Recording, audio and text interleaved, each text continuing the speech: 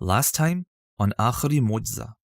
اور اگر مجھے اپنے رب کی نشانیاں دیکھنی ہے، اپنے رب کی عظمت دیکھنی ہے، تو اللہ تعالیٰ جس طرح کہتے ہیں نا، پہاڑ کو دیکھو، دریا کو دیکھو، اونٹ کو دیکھو. اب رب العالمین کہا تو کس چیز کو دیکھو؟ مختلف سوسائٹیز کو دیکھو، تاریخ کو دیکھو، دنیا کیسی تھی، کیسی کیسی سوسائٹیز اللہ نے بنائی، کیسے کیسے علوم میں، کیسے فنون میں انہوں نے مہارت حاصل کی، کس قوم کو کس چیز میں مہارت دی، کیا کیا کارنامے انہوں نے کیے. ان تمام کا ذمہ کس نے لیے ہوئے تھا؟ اللہ تعالیٰ نے، رب العالمین. اور اس ایک تعبیر کے اندر اللہ نے پوری دنیا کھول دی میرے سامنے.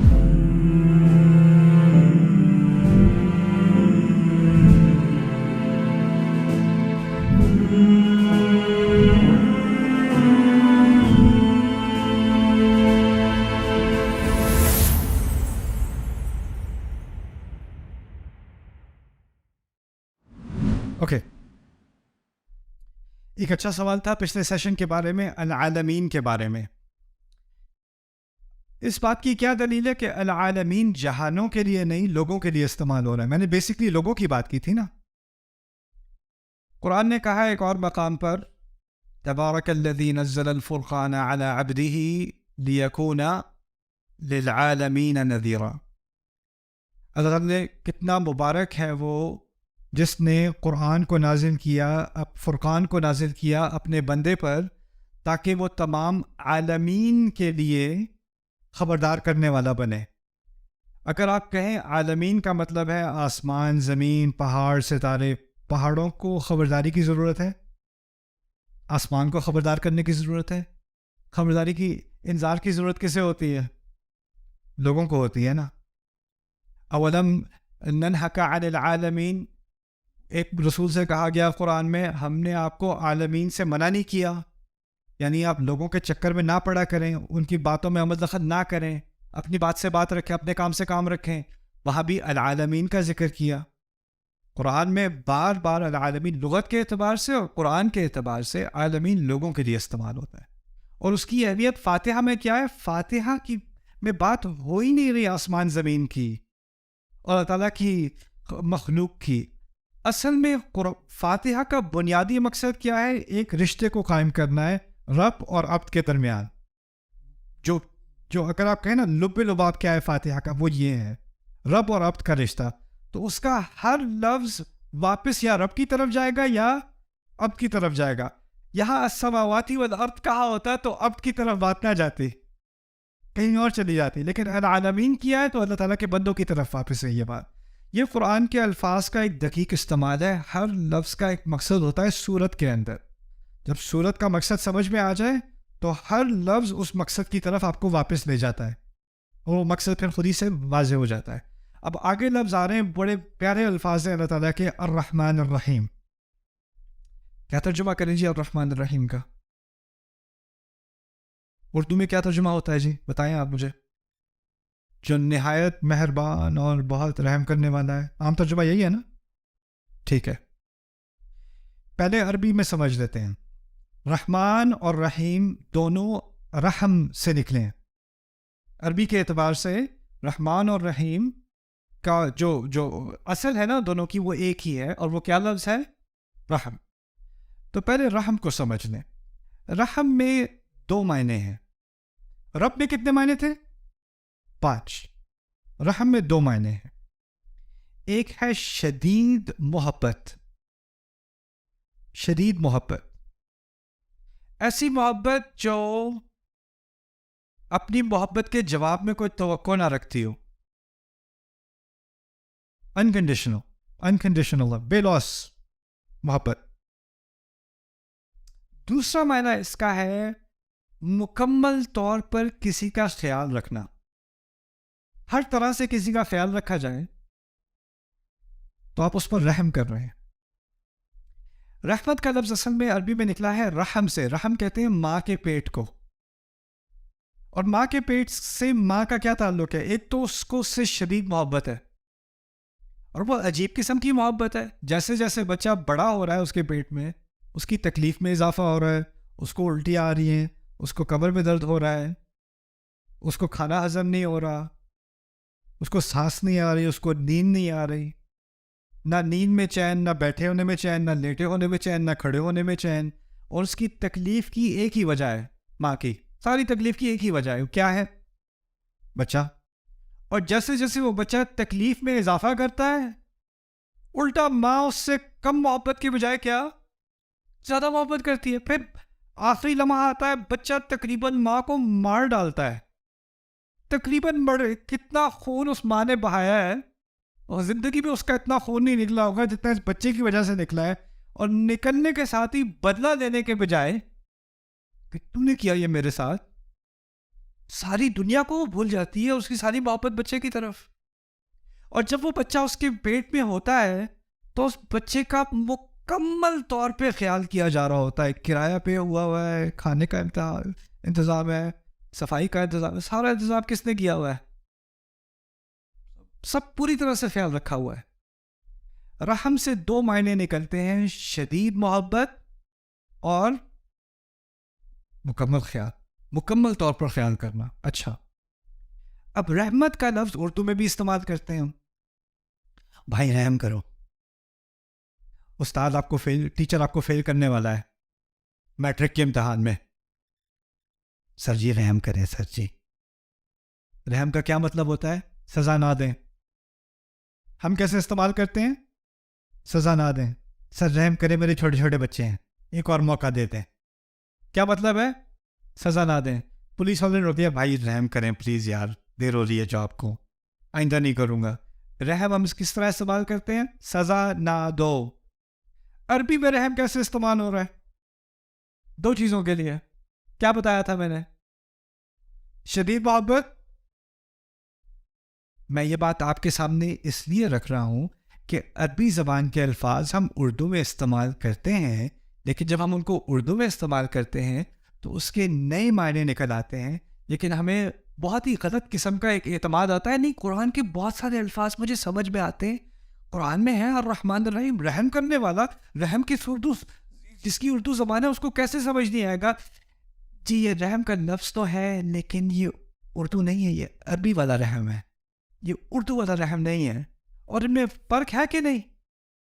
وہ بہت بڑا فرق ہے۔ اگر میں اللہ کو رحم کرنے والا سمجھوں، میں سمجھوں بس وہ جو عذاب دینے والا تھا لیکن دیتے دیتے رک گیا تو اس نے رحم کر دیا، لیکن ماں کے رحم سے عذاب کا تو کوئی تعلق ہے ہی نہیں، بلکہ اس کا برا ترجمہ انگلش میں بھی بہت عام ہے، مرسی۔ مرسی بھی انگلش میں استعمال کرتے ہیں، دی military showed no mercy, the judge showed no mercy، یعنی فوج نے کوئی رحم نہیں کیا، بے رحمی سے مارا، جج نے بے رحمی سے فیصلہ کیا، یعنی اس نے کوئی لحاظ نہیں کیا۔ لیکن اس کے معنی منفی ہونے کے بجائے اصل میں مثبت ہے، اس کا تعلق محبت اور مکمل خیال سے ہے، پہلی بات۔ اچھا، اب کتنے لفظ استعمال ہوئے رحمت والے اس صورت میں؟ دو، الرحمن اور الرحیم۔ اب ان دونوں کا ہمیں سمجھنا پڑے گا، دو لفظ کیوں استعمال ہو رہے ہیں؟ اگر بات ایک ہی ہے تو دو دفعہ کیوں؟ تو ان دونوں کو الگ الگ سمجھتے ہیں۔ پہلی بات کریں گے الرحمن کے بارے میں۔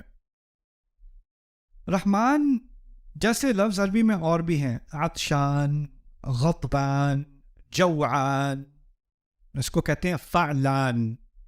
لفظ جو ایک ہی طرح کے ہوتے ہیں نا، ان کا ایک وزن ہوتا ہے، اس کو وزن کہتے ہیں عربی میں، غضبان، عطشان، جوعان، رحمان۔ ان الفاظ میں تین خصوصیات ہوتی ہیں، یہ آپ کو یاد رکھنا پڑے گا۔ رحمان جیسے الفاظ میں تین خصوصیات ہوتی ہیں۔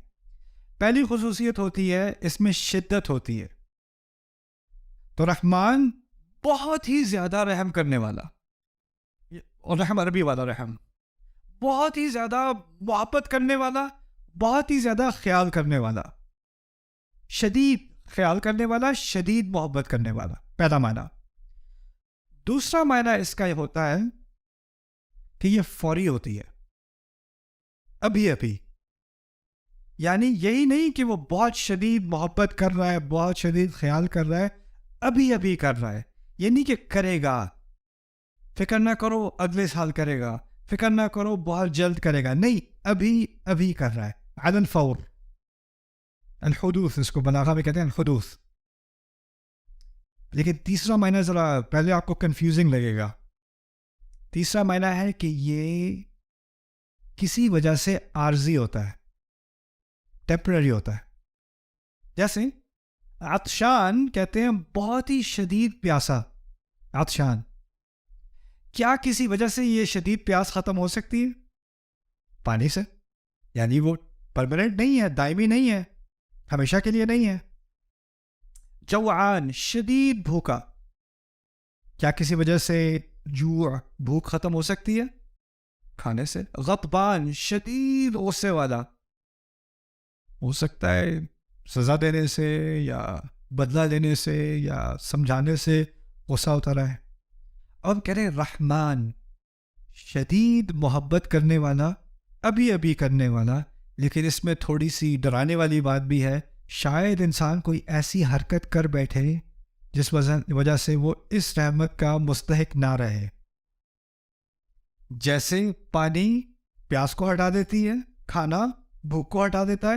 کوئی چیز ایسی ہو سکتی ہے جو رحمان سے رحمت کو ہٹا سکتی ہے. رحمان تو وہ رہے گا، میرے لیے نہیں ہوگا، یہ ممکن ہے. تو اس میں ایک طرح سے ایک ٹیمپرری تھریٹ آ گئی، ایک طرح سے ایک خطرہ ہے، اندیشہ ہے اس لفظ کے اندر بھی. ایک بڑی عظیم نعمت بھی ہے اور ساتھ میں اندیشہ بھی ہے. اچھا، یہ تین باتیں تھیں رحمان کے بارے میں. کیا تین باتیں تھیں؟ مجھے دوبارہ یاد کرائیے. شدت، فوری، عارضی. اوکے. رحیم کے بارے میں دو باتیں یاد رکھنی ہیں. رحمان کے بارے میں تین، رحیم کے بارے میں دو. اوکے. وہ کیا ہیں؟ پہلی بات کہ یہ ہمیشہ رہنے والی صفت ہوتی ہے، کوئی ہمیشہ رہنے والی خصوصیت. اس کی میں آپ کو مثال دیتا ہوں. آپ کہیں یہ بہت علم والا شخص ہے، بہت علم والا شخص ہے. وہ جب سو رہا ہے نا، وہ پھر بھی علم والا ہے. جب وہ جاگا ہوا ہے، وہ پھر بھی علم والا ہے. جب وہ کھانا کھا رہا ہے، وہ پھر بھی علم والا ہے. اور جب وہ اپنی علم کی بنیاد پہ کچھ سکھا رہا ہے، پھر بھی وہ علم والا ہے. یعنی وہ صفت اس کے اندر ہے، چاہے اس کا مظاہرہ ہو رہا ہو یا نہ ہو رہا ہو. وہ صفت ہے، اس کے اندر ہے، وہ ہمیشہ ہے. میں کہوں یہ لڑکا لمبا ہے، وہ خوش ہو یا نہ ہو، وہ گرم ہو یا سرد ہو، وہ یا اندر ہو یا باہر ہو، لمبا تو وہ لمبا ہی رہے گا نا. وہ ہمیشہ کے لیے لمبا ہے. یہ پرماننٹ اس کی ایک کوالٹی ہے، اس کی ایک خصوصیت ہے. یہ پہلی چیز ہے. دوسری چیز فعیل، جیسے رحیم، شریف، کریم، عزیز، سب میں یہی ہوتا ہے. پہلی چیز ہوتی ہے کہ یہ ہمیشہ کے لیے ہونے والی چیز ہوتی ہے. دوسری چیز ہوتی ہے قابلیت یا اہلیت. اس کو بھی سمجھنے میں کیا کہنا چاہ رہا ہوں. جیسے فرض کریں آپ کہیں آپ میں سے لیڈیز کو کہیں میرے شوہر جو ہیں وہ بہت صبر والے آدمی ہیں، بہت صابر انسان ہے. ابھی آپ پتہ نہیں، ہو سکتا ہے وہ بھی گھر پہ ہیں، ہو سکتا ہے کسی سے ان کی بات ہو رہی ہے اور اس وقت وہ بالکل صبر کا مظاہرہ نہیں کر رہے. ممکن ہے کہ نہیں؟ یا ہو سکتا ہے ابھی وہ سو رہے ہیں. اگر وہ سو رہے ہیں تو وہ صبر کا مظاہرہ کر رہے ہیں؟ نہیں، ابھی تو وہ صبر کا مظاہرہ نہیں کر رہے. لیکن ان کے اندر اس کی قابلیت ہے کہ نہیں، اس کا پوٹینشیل ان کے اندر ہے کہ نہیں. یعنی فعیل، کریم، عزیز، رحیم، اس طرح کے الفاظ ہوتے ہیں کہ صلاحیت تو ہے، لیکن اس کا معنی یہ نہیں کہ اس صلاحیت کا فوری طور پر مظاہرہ بھی ہو رہا ہے. وہ اس طرح سمجھ لیں کہ وہ اندر ہے، لیکن یہ نہیں معلوم کہ باہر آ رہی ہے کہ نہیں. جس طرح سمجھ لیں کہ گاڑی ہے، اس کا بہت ہی طاقتور انجن ہے، لیکن جب وہ انجن استعمال نہ بھی ہو رہا ہو، صلاحیت تو پھر بھی ہے نا اس کے اندر. یہ ہے رحیم. تو 3 معنی نکلے رحمان کے اور 2 معنی نکلے رحیم کے. اب یہ سمجھ لیں اگر صرف الرحمن کہا ہوتا تو کیا مسئلہ ہو جاتا؟ عارضی ہوتی، بات ہمیشہ کے لیے نہ ہوتی. اچھا، اگر صرف الرحیم کہا ہوتا، ایک تو شدت نہ ہوتی، اور ایک فوری طور پر نہ ہوتی، اور ایک امکان تو ہوتا کہ صلاحیت تو ہے رحم کی، لیکن اس کا مظاہرہ ہو رہا ہے یا نہیں ہو رہا، وہ تو رحمان کے اندر ہے نا. دونوں کی ضرورت تھی. اب شدت بھی آ گئی، فوری طور پہ بھی ہو گئی، اور ہمیشہ کے لیے بھی ہو گئی. الرحمن الرحیم. ایک اور طرح سے سمجھ لیں.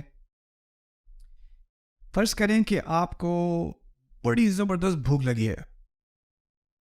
آپ گھر پہ پہنچے, کھانا تیار ہے, وائف نے آپ کے لیے بہت آپ کا فیوریٹ کھانا بنایا ہوا ہے, اسمیل بھی آپ کو آ رہی ہے, خوشبو آ رہی ہے, لیکن پلیٹ خالی ہے ٹیبل کے سامنے. آپ بھوکے مر رہے ہیں, اور وہ آرام سے آ کے آپ کے سامنے بیٹھتی ہیں آپ کی وائف, اور کہتی ہیں اگلے ہفتے کیا کھائیں گے.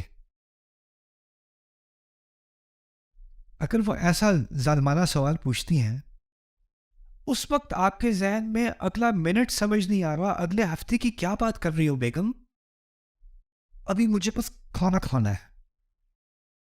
جب انسان کو بھوک لگی ہوتی ہے نا, تو اس کو کب کی فکر ہوتی ہے, بات کی کہ ابھی کی؟ ابھی کی فکر. آپ کی جاب ہے, یہاں پر منتھلی پے چیک ہوتا ہے یا بائی ویکلی ہوتا ہے, کیا ہوتا ہے؟ چلو پہلی کو پے ملنی ہے یا 30 تاریخ کو پے ملنی ہے, ٹھیک ہے. فرض کریں آپ کا باس جو ہے اس نے آپ کو چیک دینا ہے, 5 بجے آپ کو آفس سے جانا ہے, 4:50 ہو گئے ہیں, وہ ٹریفک میں پھنسا ہوا ہے, فون اٹھا نہیں رہا, اور آپ کو جانا ہے, آپ کو چیک ڈپازٹ کرنا ہے, کرایہ دینا ہے, یہ کرنا ہے, اور آپ کو لوگ تسلی دے رہے ہیں نہیں آپ فکر نہ کریں, باس صاحب بہت ریلائبل ہیں, ہمیشہ ٹائم پر آتے ہیں, آپ فکر ہی نہ کریں, آپ بے فکر ہو جائیں, وہ ہمیشہ ایسے ہوتے ہیں, وہ کبھی بھی لیٹ نہیں ہوتے. آپ کو تسلی ہو جائے گی, ہاں ٹھیک ہے ہمیشہ تو ہوتے ہیں, کاش کہ ابھی بھی ہو رہے ہوتے. جب مصیبت ہوتی ہے نا, جب مصیبت ہوتی ہے تو آپ کو ہمیشہ والی چیز کی سے تسلی نہیں ہوتی, آپ کو فوری طور پر تسلی چاہیے ہوتی ہے. اللہ تعالیٰ نے الرحمن کا ذکر پہلے کیا, کیوں؟ کیونکہ الرحمن میں رحمت کب آتی ہے؟ فوری طور پہ, ابھی آ رہی ہے. اچھا وہ مثال دی تھی آپ کو کھانے والی, بھوکے بیٹھے تھے, اب آپ نے کھا لیجیے بریانی, پیٹ بھر گیا, پھر آپ کہو گے ہاں بیگم وہ اگلے ہفتے کے بارے میں کیا بات کر رہی تھی آپ. اب کیسے دماغ کھل گیا؟ کیونکہ انسان کی نیچر میں کیا ہے, جب ابھی والا مسئلہ حل ہو جائے تو دماغ کہاں جاتا ہے؟ آگے کے بارے میں. یہی ہوتا ہے نا, ابھی کا مسئلہ حل, اگر ابھی کا مسئلہ ہے تو آگے کچھ سمجھ نہیں آتی. اگر ابھی کا مسئلہ حل ہو گیا, ایک دفعہ ادھر کی تسلی ہو گئی, تو پھر آگے کی. اسی لیے جو لوگ فائنینشلی مشکل میں ہوتے ہیں وہ آگے کی نہیں سوچ سکتے, اور جو لوگ فائنینشلی ویل آف ہوتے ہیں وہ تھراپسٹ کے پاس بہت جاتے ہیں, کیونکہ ان کو انگزائٹی ہوتی ہے کس چیز کی؟ فیوچر کی. بچوں کا کیا ہوگا, بزنس کا کیا ہوگا, اس کا کیا ہوگا. ابھی کی تو کوئی فکر ہے نہیں, کھانا ہے, چھت ہے, سب کچھ ہے, تو اب یہاں کا تو مسئلہ حل ہو گیا, اب آگے کی سوچو. اللہ تعالیٰ نے کیا کیا؟ ابھی کا مسئلہ حل کرنے کے لیے الرحمن دے دیا, ہمیشہ کا مسئلہ حل کرنے کے لیے کیا دے دیا؟ کیا بات ہے, الرحمن الرحیم. اس کی ترتیب بھی کیا عجیب ترتیب ہے, اس کو اب ادھر سے ادھر کرو, بات وہ نہیں رہے گی, وہ اپنی جگہ اس کا ایک ایک مقام ہے. اور پھر ابن عباس رضی اللہ تعالیٰ عنہما کی عجیب تفسیر ہے اس کا, ان دو الفاظ کی. کہتے ہیں الرحمن دنیا کے لیے اور رحیم آخرت کے لیے. کہتے ہیں الرحمن دنیا میں ہر ایک کے لیے, اور الرحیم صرف اہل ایمان کے لیے آخرت میں. یہ بات بھی اب سمجھ میں آ گئی. کیوں؟ الرحمن میں کیا تھا, ہمیشہ کے لیے کیا عارضی؟ دنیا بھی تو عارضی ہے نا. اور اس عارضی دنیا میں اللہ صرف کیا مسلمان کو رزق دیتا ہے؟ سب کو دیتا ہے. صرف کچھ لوگوں پہ رحم کرتا ہے؟ سب پہ کرتا ہے. لیکن آخرت میں جو ہمیشہ کی رحمت ہے وہ کس کے لیے ہے؟ اہل ایمان کے لیے. اور آخرت کا لفظ ایسا ہونا چاہیے جس میں ہمیشگی ہو, اور وہ کیا لفظ ہے؟ الرحیم. عجیب. آپ نوٹس کریں گے قرآن میں جنت سے متعلق رحیم بھی آتا ہے, قیامت کے دن سے متعلق الرحمن بھی آتا ہے. کیوں؟ قیامت کا دن ہمیشہ کے لیے نہیں ہے, لیکن قیامت کے دن ایک خاص شدت والی رحمت کی ضرورت ہے. نہیں, لا يتكلمون الا من اذن له الرحمن. الرحمن. تو جب اللہ تعالیٰ کی بہت شدید محبت ہوتی ہے نا, تو اس وقت آپ کو الرحمن کا لفظ ملے گا. بہت شدید رحمت, آپ کو تدبر کرنا پڑے گا کہ یہاں کون سی شدید محبت ہے. اسی لیے پھر آپ کو سورۃ الرحمن سمجھ میں آئے گی. الرحمن علم القرآن. جس نے اتنی شدید محبت کی, اتنا مکمل خیال کیا کہ اس نے اس مکمل خیال اور شدید محبت کے ناطے قرآن سکھایا. اس لیے قرآن سکھایا. ہم نے کیا بنا دیا قرآن کو, اور قرآن کس لیے سکھایا گیا تھا, کس محبت سے سکھایا گیا تھا, کیا لحاظ کر کے ہمارا سکھایا گیا تھا, ہم نے کیا بنا دیا قرآن کو. سبحان اللہ. تو یہ ہو گیا تھوڑی سی بات الرحمن الرحیم کے بارے. Subscribe now to the Bayina YouTube channel to watch the rest of this series and more great content from Ustad Nu'man Ali Khan. دو لفظ جو ہیں وہ ایک دوسرے سے بہت قریب ہیں, ایک رب اور ایک مالک, اور ان دونوں کے درمیان دو الفاظ ہیں.